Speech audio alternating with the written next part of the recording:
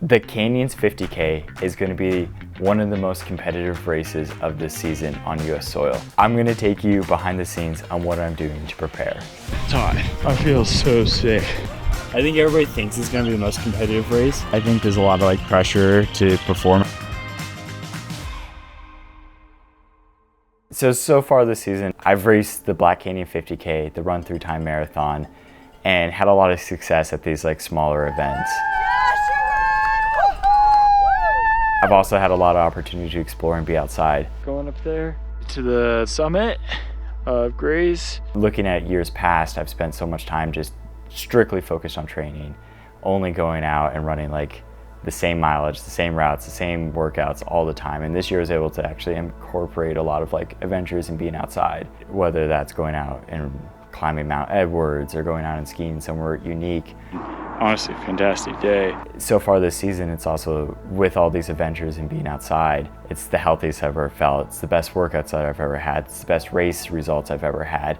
And just feeling healthy and strong, and then just leading all the way up to Canyons 50K, where it is one of the most competitive races, and I want to perform and I want to do well. And also being in a mental state where it's I've had a lot of fun this year. And I think that is an amazing opportunity to have, and I'm just stoked about how this season's going so far, whether Canyons 50K is one of the best results I've ever had or it's one of the worst results I've ever had. And I think just because of that, it's I can't take away of all the fun I've had throughout the whole entire season.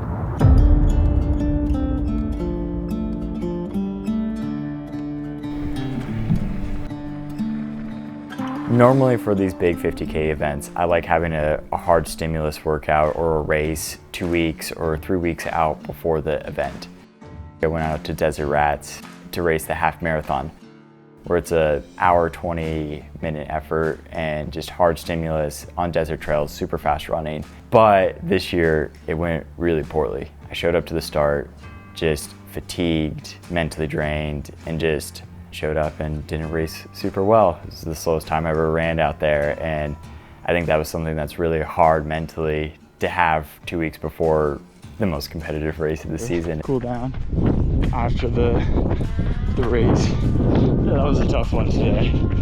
I'm pretty tired actually. I think this week was one of the first weeks of implementing more vert, so I was really bummed down, really negative after the event. But then one of the positives of this season is that it's this is the most I've ever ran pain-free.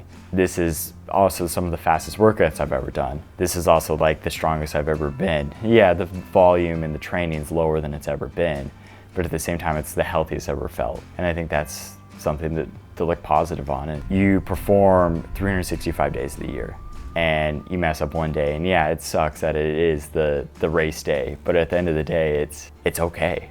You still have 364 days to also show up, and you showed up 364 other days, and don't beat up after one bad day, and you don't know what next week's gonna look like, and you just gotta always try to bring that positivity and fun wherever it goes. I think it's really easy to get into this week and be I had a bad session, bad race, I have to start doing so much more. But that also doesn't change the 30,000 miles you ran before this. It doesn't change the 3, 5, 10 decade of running. And at this point, it's just, yeah, you gotta just stick to the plan and move forward, and yeah, just let it ride. If you go in and be I have to change everything, I have to do this extra workout, you're just gonna put yourself more into a fatigue state, and just at the end of the day, you're fine, and you'll show up on race day, and it's gonna be good. Not 100% fresh from last weekend, but I'm fine. This week's training has been a mix of trying to recover after a Desert Rats 21K and just trying to get some easy mileage and recovery. So this week has been very chill, very easy.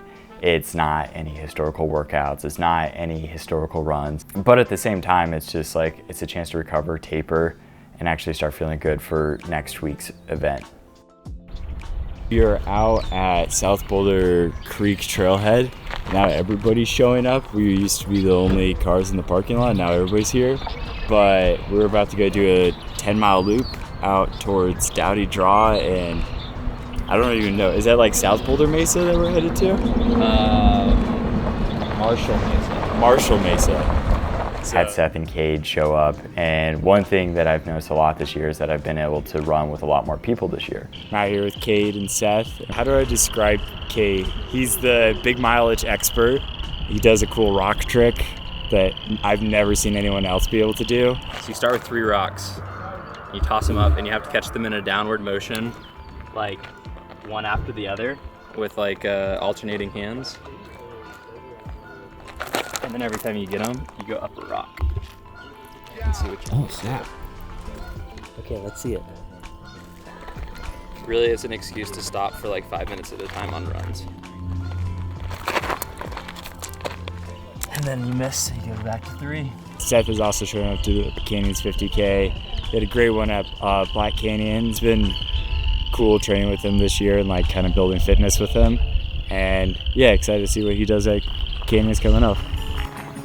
If I'm training with people, I race better. Seth has had some of the best results he's ever had in his life. Cade, he's gonna knock one out of the park soon. He's super strong, super fit, and just training with both of them who are some of the best athletes in the world. As the days keep rolling on, we're living in hell again. But I still hold you in my heart when these days have been and gone.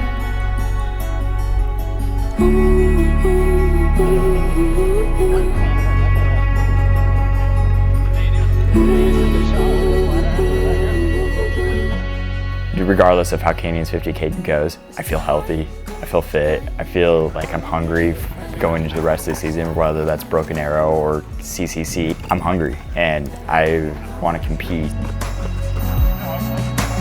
Time goes by, keep heading round in circles, never letting go,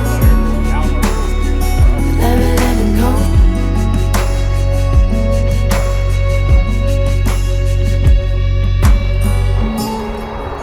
Weight of the world on your shoulders. Are there any favorites? Low-key, like, I'm not going to be on the podium in this race, which is fine. Low-key, like, if I was going to start this, I'd be very scared of Jesh. Yeah, I think there's a lot of like pressure to perform at anything that's hyper competitive, but today was good. It was chill.